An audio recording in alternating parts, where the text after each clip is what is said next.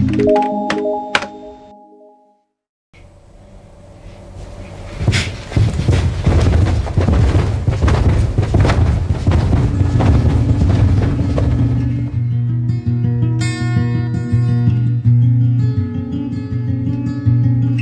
have this concept that your body's filled with stress, and stress is what keeps you from using your full potential. But I brought in this big poster, and it says, I think, you can become a Superman. It said, levitate at will, become invisible. And I remember the store owner saying, no one can levitate. That's crazy, and you can't put it up. And here I am, having not learned, only been told that they were there trying to convince this man that, yes, you can, because Maharishi said we could.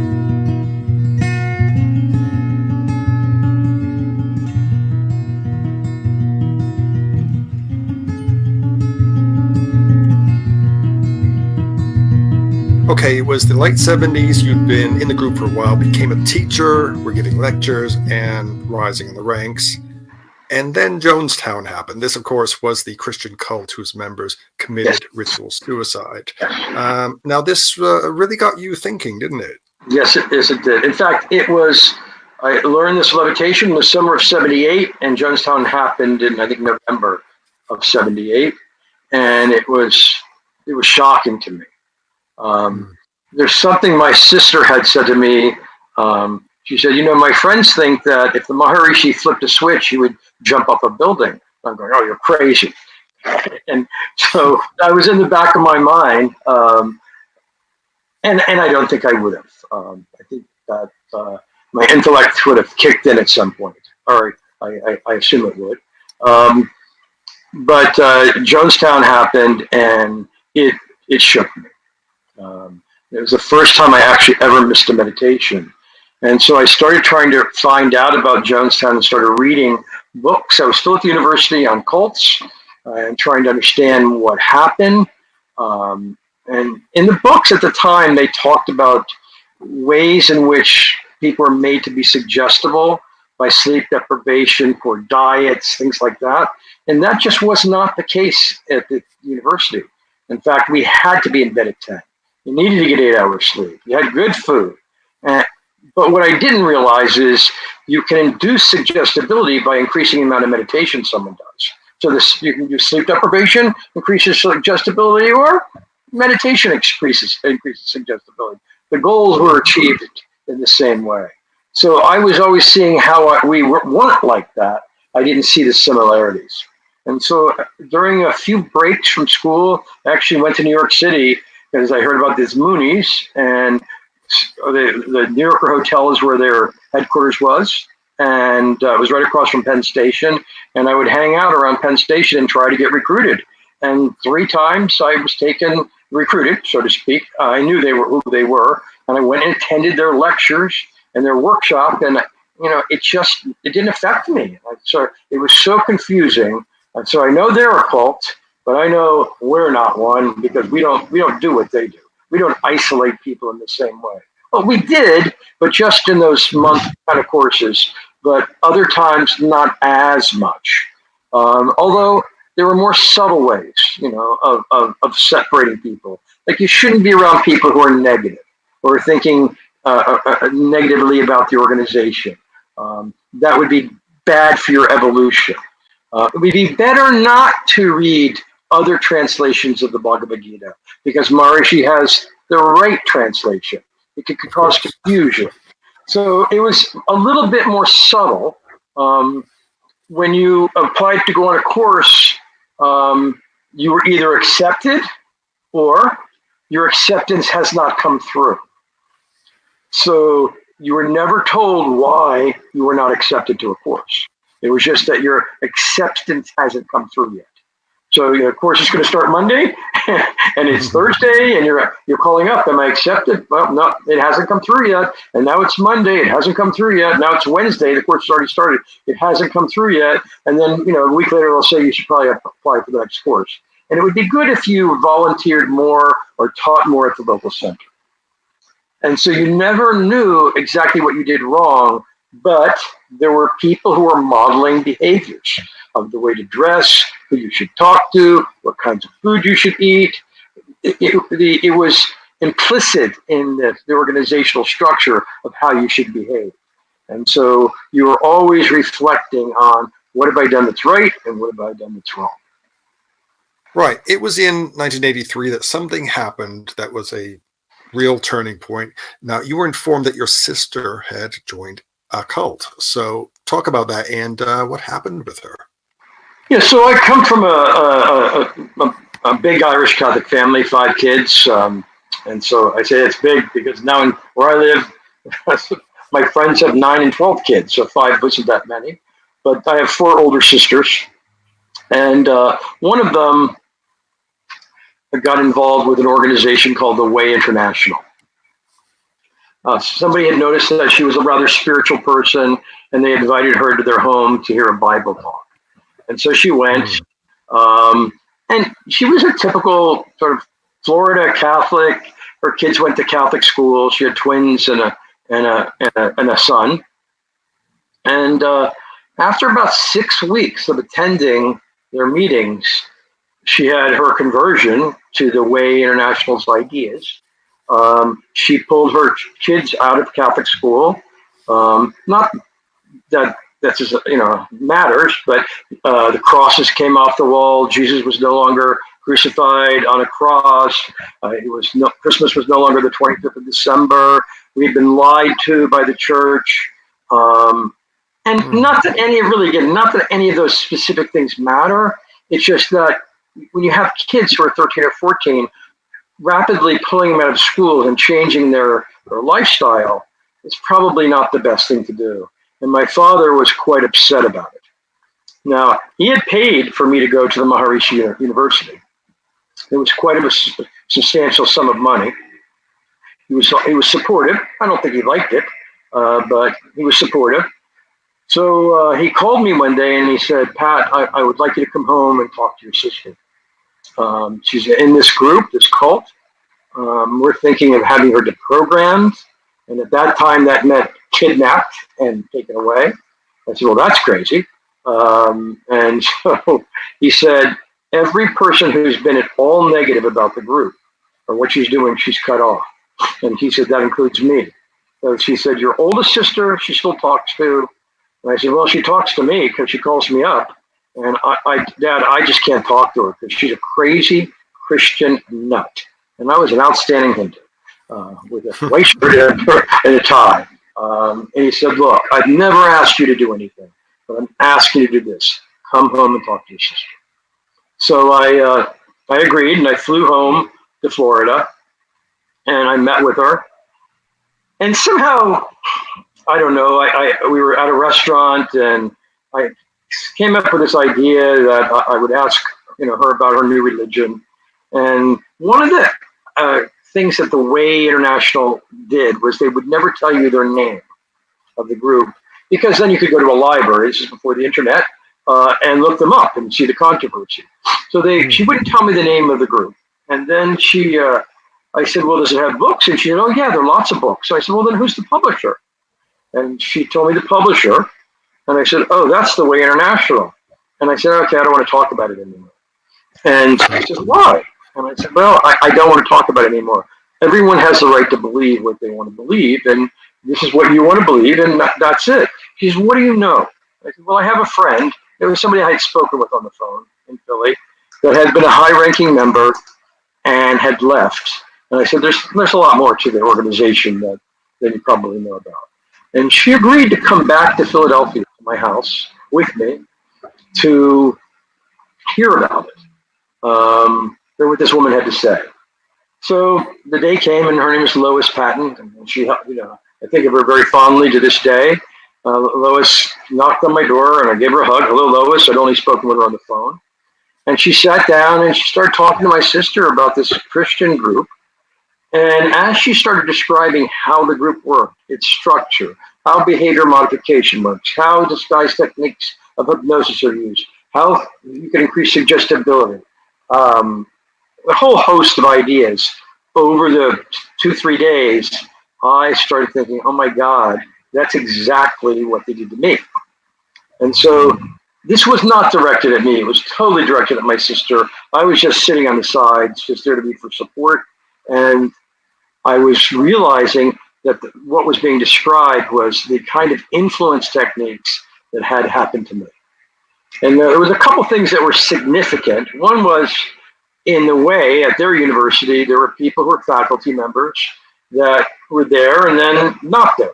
And then no one talked to them again. I thought, that's interesting. There's Dr. Bloomfield, who wrote a number of books about TM and appeared on the Merv Griffin show. There was the time, I remember, that his books were in the bookstore, and then people I know who worked at the bookstore were instructed to rip them up and put them in the garbage cans. And then Bloomfield was no longer talked about. That there were people that were in videotapes that we would see that now on those same videotapes, a rose would appear and you wouldn't see them anymore. It was like they were edited out of history. And so I thought, and a very similar thing happened in the way. So I gave myself permission for the first time to ask questions. And I still went on a large course of 8,000 people a few months later in Iowa, the Taste of Utopia course. And I started trying to seek out these professors and ask questions. And they didn't exist. No one knew where they were. And so I did a little, research, and I found a couple of the professors, and they started telling me, about the research that was doctored or selectively, the kind of research. One of them described it as the TM movement does the kind of research where you paint the bullseye around the arrow. So if 5,000 people meditate together for a week, they look at statistics. And if accident rate went down during that time, they publish a study that say accident rate goes down. The next time, it's painting the bullseye around the arrow of accident rates going down. But the next time there's a group of people doing this together, crime rate goes down, but accident rate goes up. They produce a study that says crime rate goes down. Again, painting the bullseye around the arrow. So this one was, his name was, last name was Rourke, Dr. Rourke. He was the head of the physics department. And he told me what he saw, and that why he could no longer lie to the students, and he was asked to leave.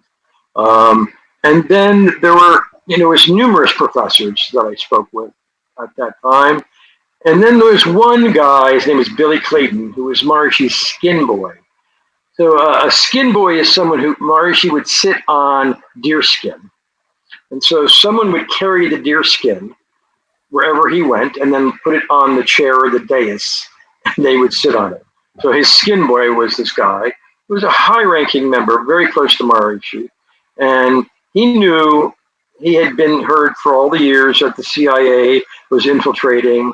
And then one day, Maharishi at a meeting in Thailand said to him, looked at him and said, "Go back and tell your people, the CIA, everything you've learned." And then everyone looks and goes, "Oh my God, Billy Clayton is a CIA agent." All along, he was a CIA agent. So no one would talk to him because he was now discredited. And Billy said, that's when I realized all these other people who've been discarded as CIA agents weren't CIA agents. They were just people who knew too much or were no longer useful to Maharishi, and he wanted them out. And very similar thing happened in the way. And so that sort of opened my eyes that there was a hell of a lot more going on than I knew of.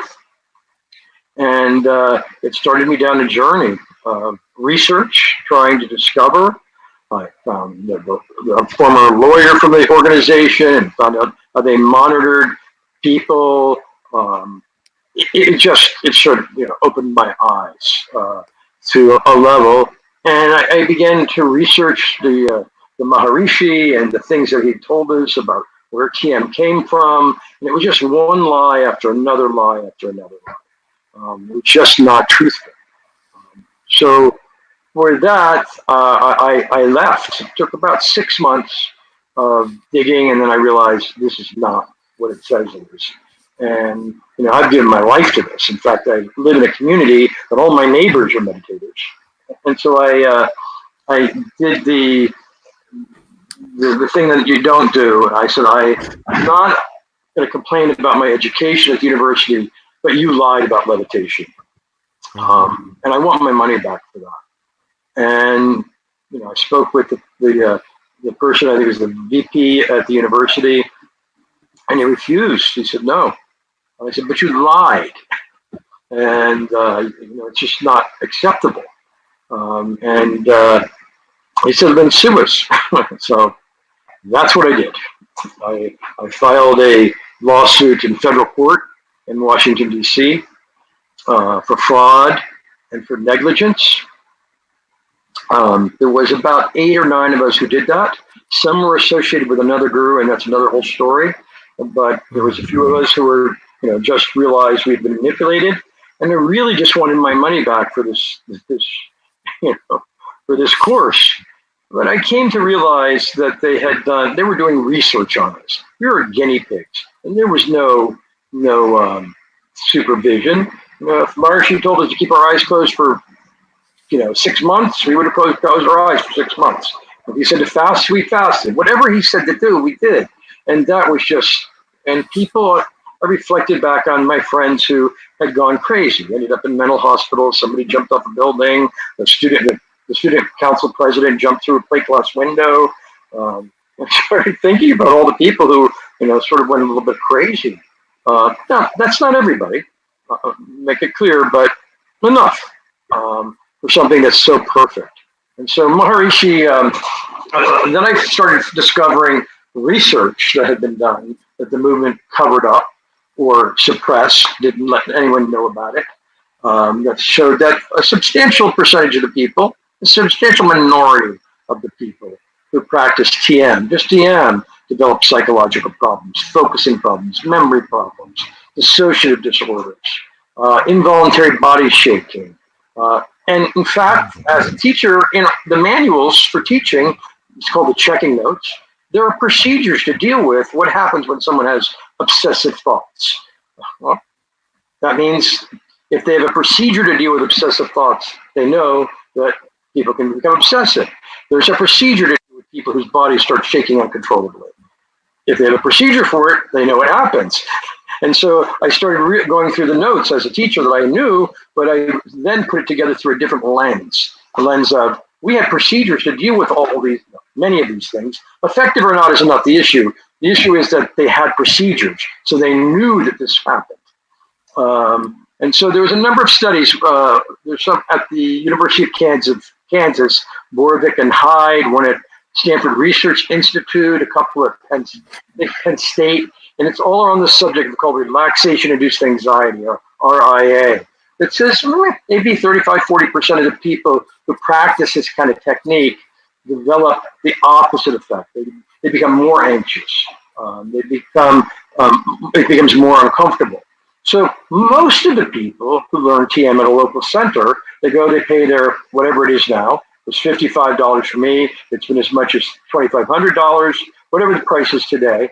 They go, they learn, and if they're having any problems, headaches, irritability, focusing problems, they just quit.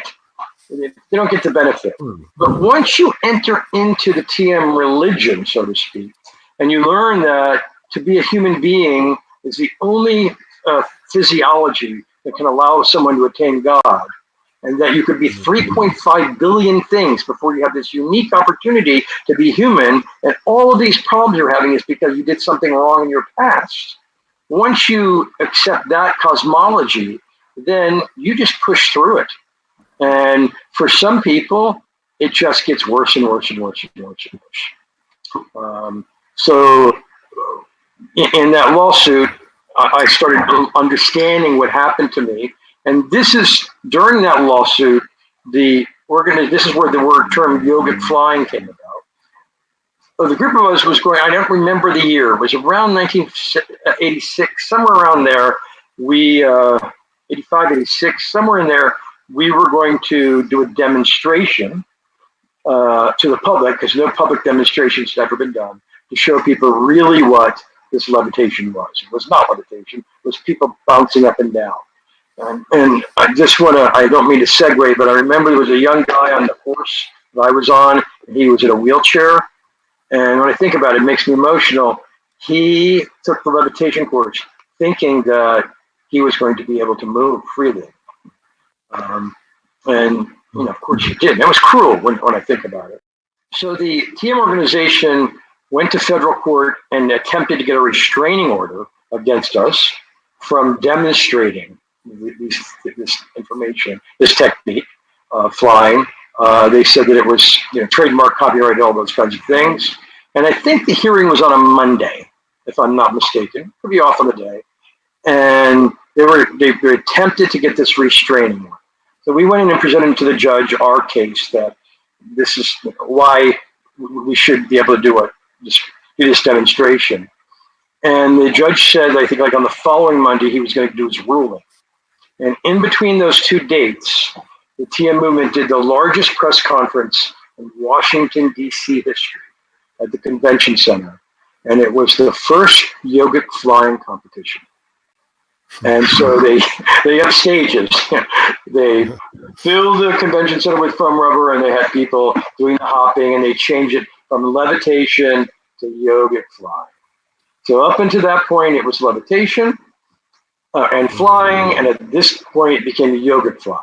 When I learned, there was, I think, 6 or 7 stages to really going through the air. First, the body shakes, then it shakes. It walks on, I think, spider webs, then moonbeams or sunbeams, and then flies through the air. And then they changed it to, when they called it yoga flying, that I think there were 3 stages. First, the body hops, then something, and then you fly through the air. So they sort of reframed it and changed what it was. But I think that it's a result of the lawsuits at the time. Well, today, Patrick, you continue to speak out about TM and cults in general. You write for the Cults 101 newsletter, and you also perform interventions. Now, can you talk about what interventions are and how they work? Sure. So the history of cult interventions in the West probably started in the early 70s with a man named Ted Patrick. They refer to him as Black Lightning. He wrote a book called, I think, Free Our Children. His son or his nephew got involved in the group, and he went and to get them out. And his method was to basically was to kidnap people and barrage them with negative information about a group.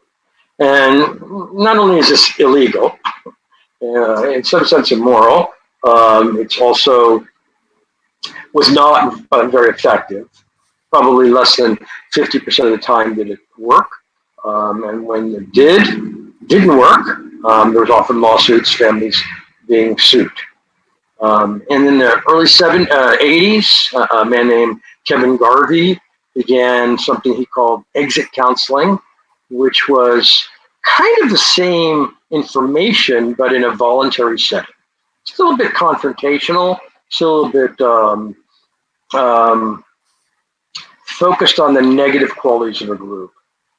And then in the early 80s, early 90s, late 80s, early 90s, a few of us got together and developed something that is more of the approach that we use, which pulls on areas of diplomacy, conflict resolution, really focuses on not just what's wrong with a group, but what's good about the group. Why does your loved one, what do they love about this? Why is this so important to them? We look at, or I look at these kind of ideas in some way like art, an aesthetic.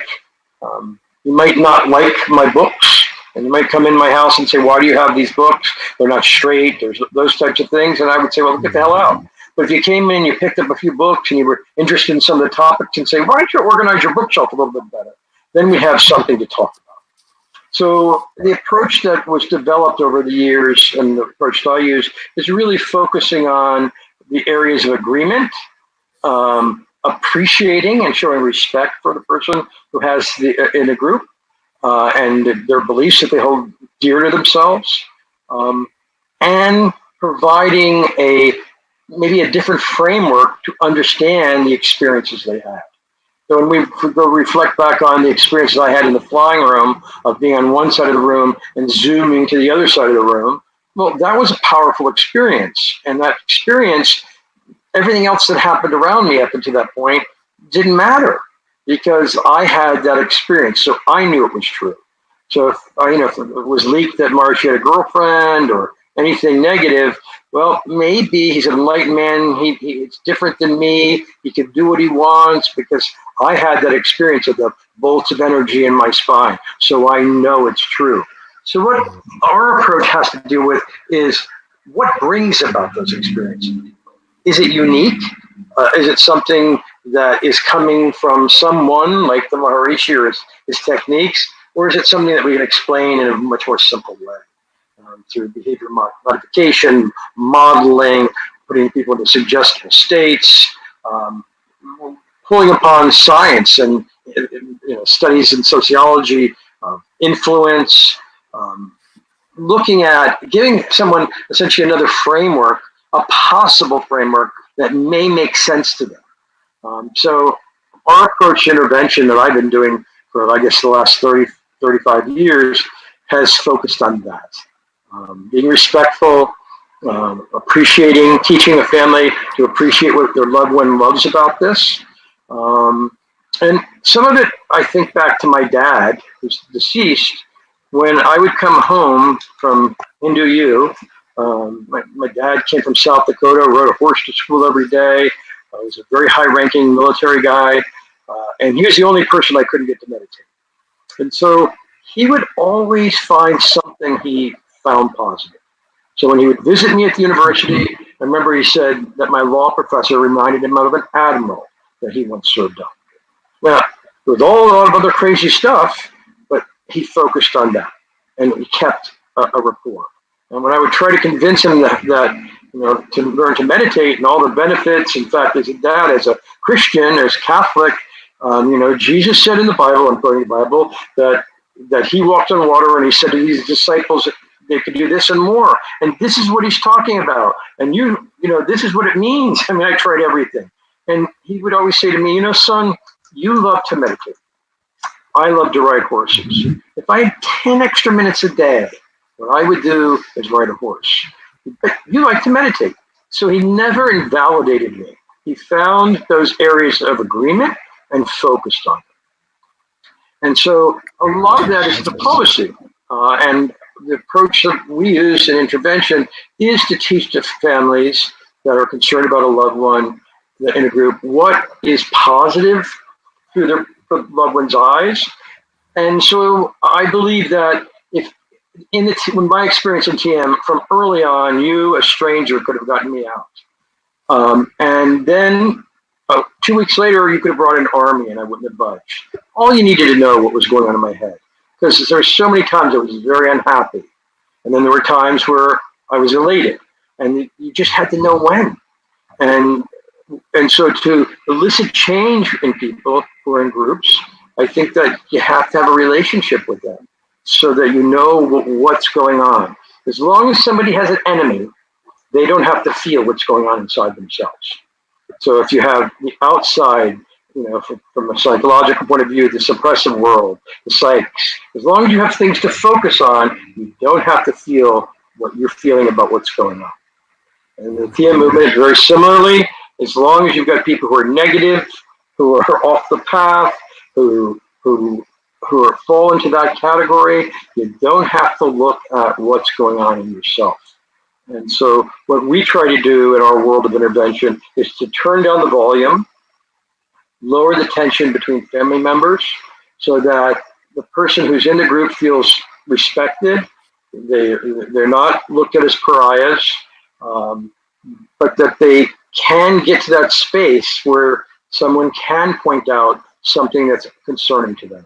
And in my experience of doing this for 35 years, almost everyone, if you intervene at the right time, changes the relationship with the group. But they do it. It's not something I do. All I do is set up a context or an environment where change is possible. Okay, Patrick, that was so fascinating. I'm really glad you're so passionate about speaking out and warning people about the dangers of TM and cultic influence. So I'll leave links to your website and social media in the description below. And all that's left to do is to say thank you once again, and hopefully we can do a follow-up one day soon. It'll be great. Thank you very much.